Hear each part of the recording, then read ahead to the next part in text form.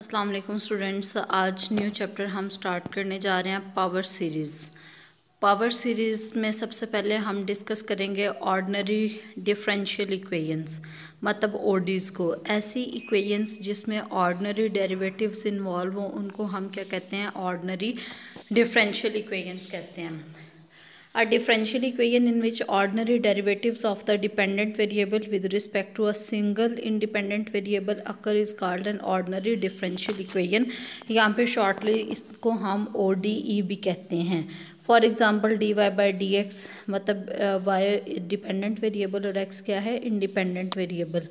ठीक हो गया। और ये वाली जो हैं ये कुछ टाइप हैं किसकी, डिफरेंशियल इक्वेशंस की, ऑर्डिनरी डिफरेंशियल इक्वेशन।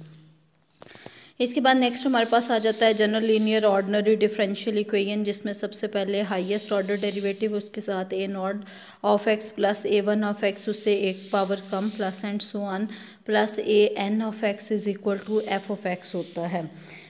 इसके बाद नेक्स्ट हम देखते हैं general first order linear ODE की जो स्टैंडर्ड फॉर्म होती है वो होती है phi of x y y dash is equal to zero. किसकी, first order linear differential equation की, मतलब उसमें फर्स्ट ऑर्डर डेरिवेटिव होते हैं और एक डिपेंडेंट वेरिएबल और एक independent variable x, dependent y, और पहला डेरिवेटिव इन्वॉल्व होता है where y dash is equal to d y by d x. इसको अगर आप इक्वेशन की फॉर्म में लिखें तो ये बनता है a naught of x d y by d x plus a one of x y is equal to f of x.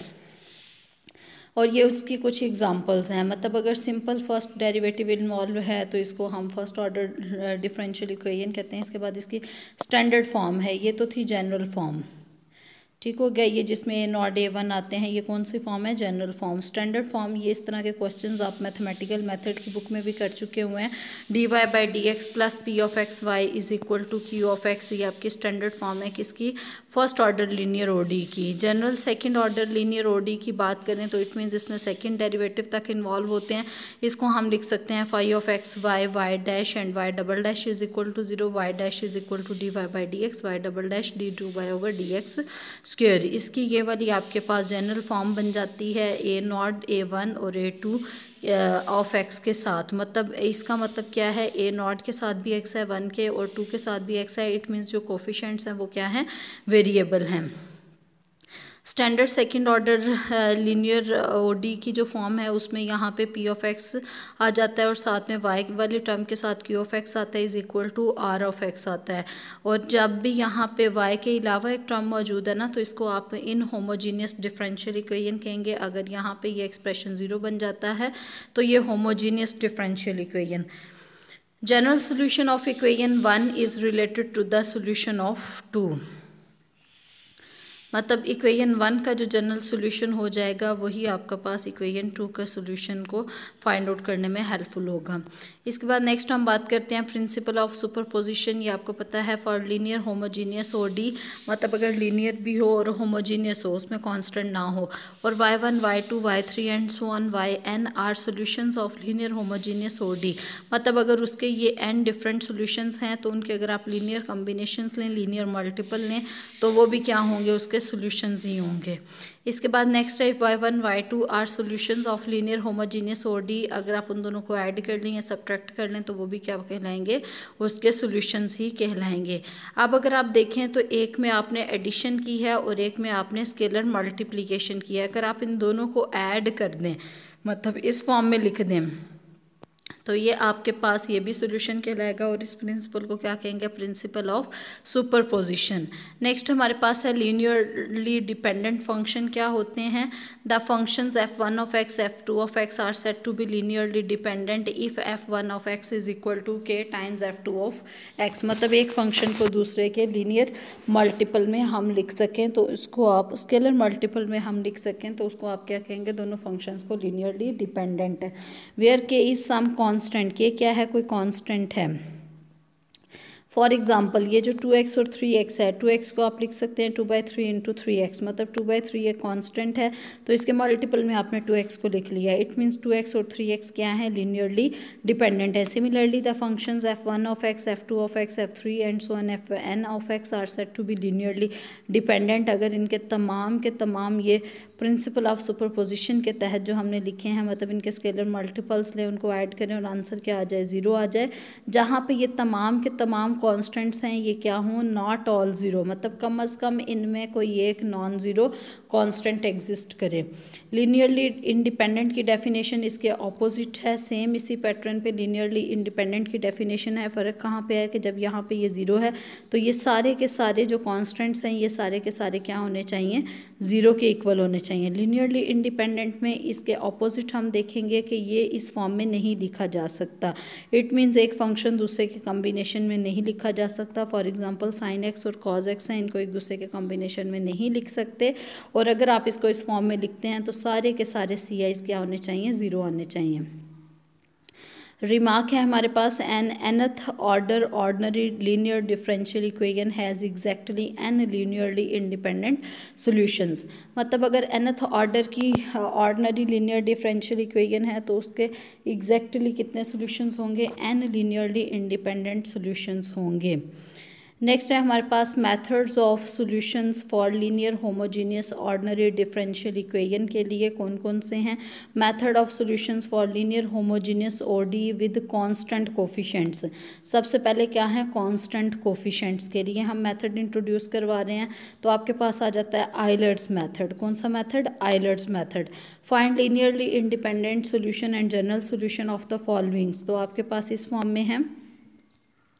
अब आइलर मेथड क्या कहता था कि अगर आपके पास जो है इस फॉर्म में इक्वेशन हो तो आपने होमोजीनियस इक्वेशन है तो y is equal to e power m x, आप इसका सोल्यूशन एग्जिस्ट सपोज करते हैं y is equal to e power m x. अगर आप इसके डेरिवेटिव की बात करें तो पहले आपका डबल डेरिवेटिव है, इट मीन्स पहले आपने इसका फर्स्ट डेरिवेटिव लिया तो m बाहर आ जाएगा और एक्सपोनेंशियल फंक्शन का डेरिवेटिव वही होता है तो कोई फ़र्क नहीं पड़ा।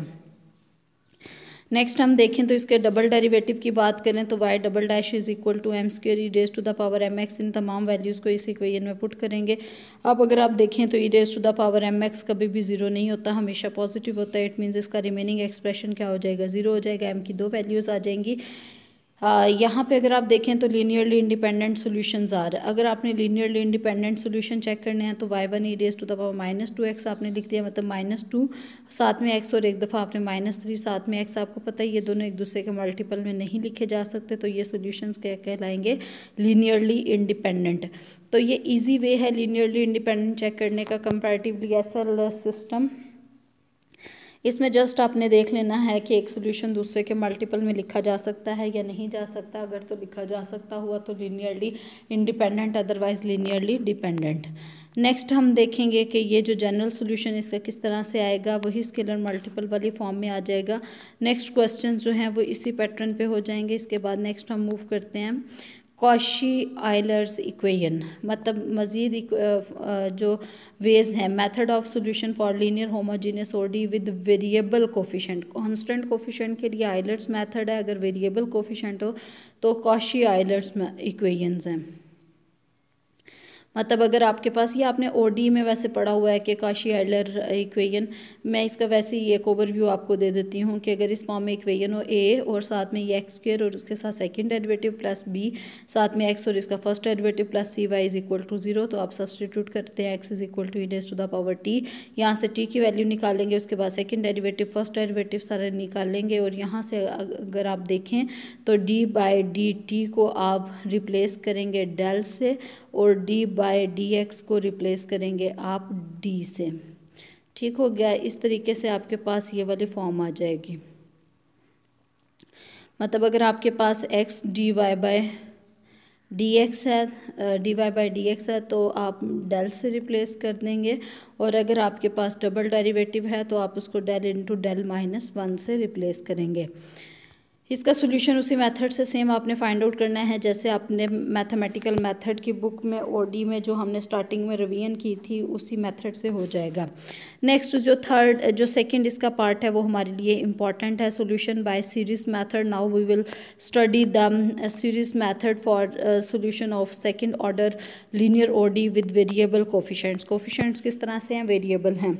इसके बाद जो सीरीज़ की स्टैंडर्ड फॉर्म होती है पावर सीरीज़ होती है series of the form summation n from 0 to infinity, मतलब n की जो वेरिएशन है वो 0 से लेके इन्फिनिटी तक, उसके बाद Cn x पावर n।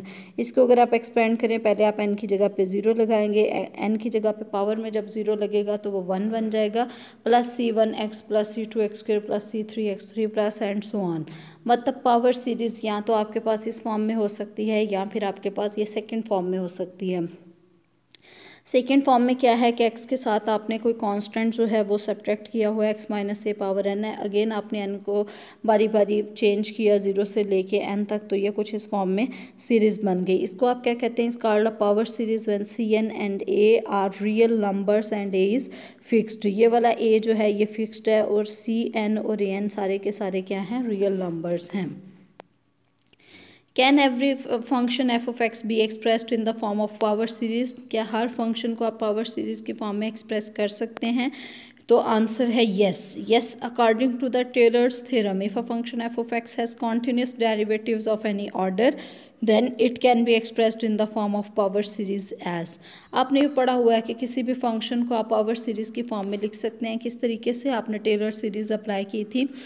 सबसे पहले आपने लिखा था f of x nought plus x minus x nought, मतलब पहला डेरिवेटिव, फिर उसके बाद एफ ऑफ एक्स नॉड आ जाता है। ये टेलर सीरीज़ को यूज़ करते हुए किसी भी फंक्शन को आप जो है वो पावर सीरीज़ में लिख सकते हैं। नेक्स्ट हमारे पास है Taylor series expansion for some functions are. ये आपको एक्सपेंशंस याद होनी चाहिए, ऑलरेडी भी आपको याद होंगी।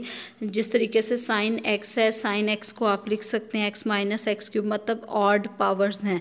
X minus x cube over 3 factorial plus x 5 over 5 factorial minus x 7 over 7 factorial plus and so on. इसकी अगर आप लास्ट टर्म की बात करें तो पहली टर्म के साथ प्लस, दूसरी के साथ माइनस, फिर प्लस, फिर माइनस, मतलब आपकी साइंस जो हैं वो वेरी कर रही हैं। तो आपने लिख दिया -1 पावर n, और उसके बाद x की पावर्स की बात करें तो वो ऑड हैं, तो आपने 2n + 1 लिख दिया और नीचे उसी ऑड पावर का फैक्टोरियल है, तो ये इसकी जनरल टर्म बन जाएगी। इसी तरीके से cos x sin hyperbolic x, इनकी आपको एक्सपेंशंस याद होनी चाहिए। e⁻⁴x वेल नोन एक्सपेंशन है। ये वाली टर्म लास्ट वाली कहाँ से आई हैं?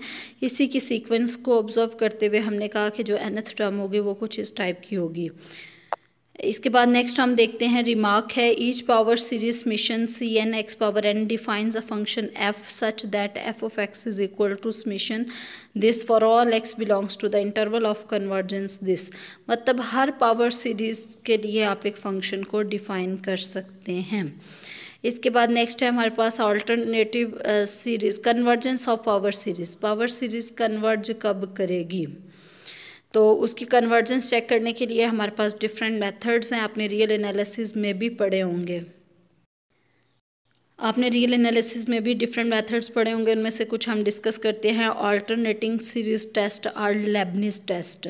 ठीक हो गया। अल्टरनेटिंग सीरीज़ का मतलब ये है कि पहले प्लस का साइन, फिर माइनस का साइन, फिर प्लस, फिर माइनस, मतलब इस तरीके से साइन जो है वो अल्टरनेट होते जाएंगे। The series summation n from 1 to infinity -1 power n -1 an converges, मतलब ये अल्टरनेटिंग सीरीज़ है ना। अगर आप इसमें n को चेंज करते हैं तो एक दफ़ा n की जो वैल्यू है वो क्या है, n की वैल्यू 1 है, तो -1 पावर 1 -1 0, आंसर 1 आ जाता है और साथ में a 1। उसके बाद सेकंड टर्म की बात करें तो प्लस लिख दिया हमने 2 - 1, आंसर 1, तो -1 आ जाएगा और साथ में a 2। इसी तरह एंड सो ऑन। अब देखें पहली टर्म a1, दूसरी टर्म -a2, मतलब पहले के साथ प्लस, फिर माइनस, फिर एंड सो ऑन। इसी तरीके से हर टर्म के साथ साइन पिछली टर्म के ऑपोजिट आ जाएगा। अब ये वाली सीरीज़ कन्वर्ज कब करेगी? अगर an क्या हो, मतलब ये जो आपके पास सीक्वेंस मौजूद है an, ये इज़ नॉन इंक्रीजिंग, ये नॉन इंक्रीजिंग हो। सो नेक्स्ट हमारे पास सेकंड इसकी कंडीशन है। पहली कंडीशन ये थी कि an क्या है, नॉन इंक्रीजिंग है। नॉन इंक्रीजिंग का मतलब हर अगली टर्म पिछले टर्म से क्या होगी, छोटी होगी। a1 बड़ी है a2 से, इसका मतलब ai जो है वो हमेशा ग्रेटर देन और इक्वल टू होगी ai + 1 से। हर नेक्स्ट टर्म जो है वो प्रीवियस टर्म से क्या हो जाएगी, छोटी होती जाएगी। इसके बाद इसकी सेकंड कंडीशन क्या है कि अगर आप इसे n की लिमिट फाइंड आउट करें और n अप्रोचेस टू इन्फिनिटी, तो आंसर क्या आना चाहिए, 0 आना चाहिए। इसके बाद पावर सीरीज़ कन्वर्जेंस का एक और मेथड है एब्सोल्यूट कन्वर्जेंस। एब्सोल्यूट कन्वर्जेंस मतलब अगर सीरीज़ इटसेल्फ जो है इस सेट टू कन्वर्ज एब्सोल्यूटली, उसको हम कहेंगे कि वो एब्सोल्यूटली कन्वर्ज कर रही है। अगर आप यहाँ पे दोनों तरफ मॉड अप्लाई कर दें और उससे जो सीरीज़ बने वो कन्वर्ज कर जाए तो ओरिजिनल सीरीज़ एब्सोल्यूटली कन्वर्जेंट कहलाएगी। नेक्स्ट है कंडीशनली कन्वर्जेंट। कंडीशनली कन्वर्जेंट कब कहलाएगी? इफ़ द सीरीज़ कन्वर्जेस, मतलब अगर सीरीज़ तो कन्वर्ज करें लेकिन एब्सोल्यूट वाली जो सीरीज़ है वो क्या कर जाए? डाइवर्ज कर जाए, तो सीरीज़ कंडीशनली कन्वर्जेंट कहलाती है। नेक्स्ट टेस्ट है हमारे पास the ratio test. Let's mission a n be a series and n limit n approaches to infinity. ऊपर नेक्स्ट वाली टर्म मतलब ए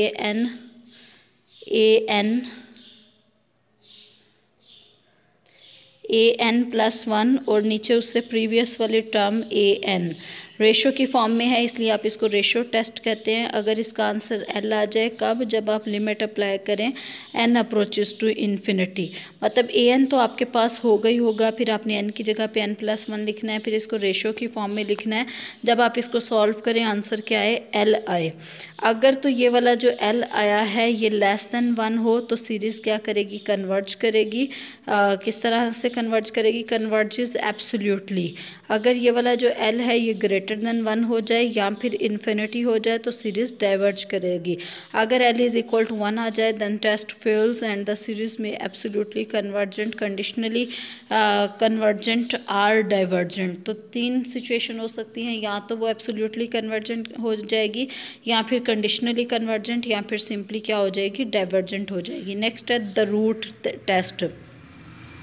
जिस तरीके से आपने स्क्वायर रूट पढ़ा, क्यूब रूट पढ़ा, इसी तरीके से जो रूट टेस्ट है उसमें ए एन मॉड आता है और पावर क्या आती है? 1/n। मतलब चूँकि ये पावर की फॉर्म में होता है इसलिए आप इसको रूट टेस्ट कहते हैं। अगर इसका आंसर एल आ जाए कब? लिमिट जब एन अप्रोचेस टू इन्फिनिटी हो। अगेन इस एल पे हम कंडीशंस अप्लाई करेंगे इसकी कन्वर्जेंस चेक करने के लिए। अगर एल लेस देन 1 हो तो सीरीज़ कन्वर्जेस एब्सोल्यूटली होगा। अगर एल ग्रेटर देन 1 या फिर इन्फिनिटी होगा तो सीरीज़ डाइवर्ज करेगी। अगर एल 1 के इक्वल, मतलब वही जो प्रीवियस अभी आपने कंडीशंस देखी हैं। नेक्स्ट है interval of convergence and radius of convergence. ये आपने आई गेस के कॉम्प्लेक्स एनालिसिस में भी आपने ये टॉपिक पढ़ा होगा। Interval of convergence or radius of convergence, the set of all values of x for which a power series converges is called interval or interval of convergence। मतलब जिस भी इंटरवल में सारी की सारी पावर सीरीज कन्वर्ज कर जाती है उसको आप इंटरवल ऑफ कन्वर्जेंस कहते हैं। To check for which values of x the power series this converges we use the ratio test, the root test for absolute convergence. मतलब हम इन दोनों टेस्टों में से यूज़ करते हैं interval of convergence find out करने के लिए। By ratio test of this ये कन्वर्ज करेगा एब्सोल्यूटली कब? जब समीशन ये वाला जो है ये लेस देन 1 हो। तो ए एन आपके पास किसके इक्वल है? C n x power n है। ऊपर वाले में आपने एन को एन प्लस 1 से रिप्लेस कर दिया, नीचे वाले में आपने ए एन लिख दिया लेस देन 1। इसके बाद अगर आप देखें तो ऊपर जो है वो एक्स पावर एन प्लस 1, नीचे x power n, n n से कैंसिल होके क्या बचा? एक्स मॉड, और ये क्या बन जाएगा? Less than 1। अब एक्स मॉड को आपने एक तरफ रहने दिया, बाकी दोनों एक्सप्रेशन को दूसरी तरफ। मतलब अगर एक्स मॉड जो है वो लेस देन ये वाले एक्सप्रेशन हो जाए, इसको आपने रो का नाम दे दिया। मतलब जो भी इसका आंसर आएगा एक्स का अगर आप माइनस से प्लस साइन के दरमियान लेंगे तो इसको आप क्या कहेंगे? Rho is called the radius of convergence, और इसका जो ऊपर इंटरवल आएगा is called the interval of convergence. ठीक हो गया। For the series this radius of convergence rho किसके इक्वल आएगा?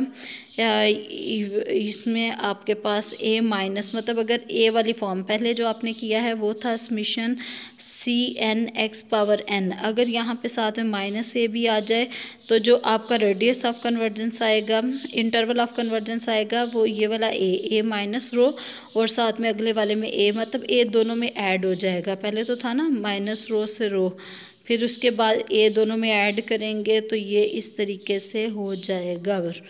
ठीक हो गया, ये इंटरवल ऑफ कन्वर्जेंस।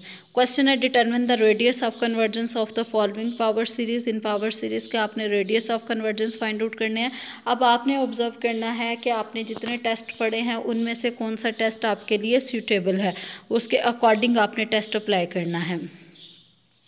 सबसे पहले अगर आप देखें तो ये पावर n वाली फॉर्म में है, तो इट मीन्स यहाँ पे अगर आप रेशो टेस्ट भी अप्लाई कर सकते हैं तो आपका इजीली क्वेश्चन हो जाएगा। ऊपर रेडियस ऑफ कन्वर्जेंस, जिस तरह से लिमिट फाइंड या कन्वर्जेंस फाइंड आउट करने के लिए ऊपर बड़ी वैल्यू थी, नीचे छोटी थी, रेडियस के लिए आपका ऑपोजिट डायरेक्शन में चला जाता है। तो an की वैल्यू -1 पावर n और an+1 की वैल्यू n+1 आपने यहाँ पे रिप्लेस किया, एक तरफ -1 पावर n और एक तरफ ये दोनों कैंसिल हो जाएंगे, -1 पावर 1 जो है वो -1 ही रहेगा, चूँकि मॉड है तो ये +1 आ जाएगा। तो रेडियस ऑफ कन्वर्जेंस क्या आ गया, +1। इंटरवल ऑफ कन्वर्जेंस की बात करेंगे तो ये रेडियस ऑफ कन्वर्जेंस के साथ -1 और +1 लगा दें तो इंटरवल ऑफ कन्वर्जेंस आ जाता है। नेक्स्ट क्वेश्चन भी इसी तरह से हमने सॉल्व कर लिया, इससे अगले वाला क्वेश्चन भी, उसके बाद रेशो टेस्ट ही हमने मेनली यूज़ किया। नेक्स्ट है properties of summation convention. Properties of summation index, इसको हम नेक्स्ट लेक्चर में करते हैं। ओके स्टूडेंट्स, अल्लाह हाफिज़।